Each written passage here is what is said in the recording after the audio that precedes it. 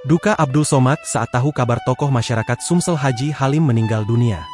Ustadz Abdul Somad turut mendoakan tokoh masyarakat sekaligus pengusaha Sumatera Selatan, Kemas Haji Abdul Halim Ali, yang wafat pada Kamis, 22 Januari 2026. Turut berduka cita atas wafatnya Bapak Kemas Haji Abdul Halim Ali, semoga Allah membalas segala amal syali beliau, mengampuni segala salah dan dosa, tulis Ustadz Abdul Somad di Instagramnya.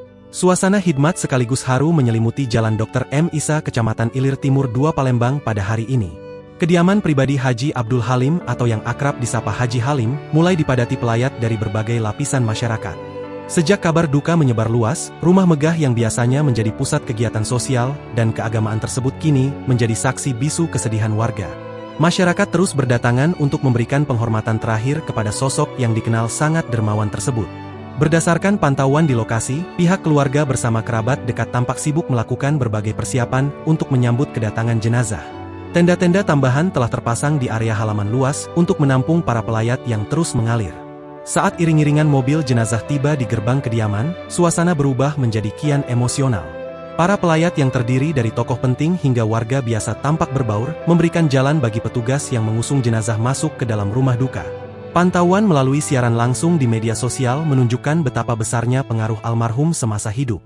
Sejumlah pejabat daerah, tokoh agama, hingga rekan bisnis hadir untuk memberikan dukungan moral kepada keluarga yang ditinggalkan. Kehadiran massa yang terdiri dari berbagai lapisan masyarakat ini mencerminkan luasnya pergaulan serta dampak positif yang telah ditanamkan oleh almarhum. Diketahui, Haji Halim dikenal bukan sekadar pengusaha sukses di sektor perkebunan dan pertambangan. Di mata masyarakat, beliau adalah sosok filantropis sejati. Kediamannya di Jalan Dr. M. Isa selama ini telah menjadi titik kumpul para ulama dan pusat berbagai kegiatan syiar Islam. Kepergian beliau meninggalkan celah besar bagi dunia sosial dan keagamaan di Palembang. Semangat berbagi dan kedermawanan almarhum diharapkan dapat terus dilanjutkan oleh generasi penerusnya.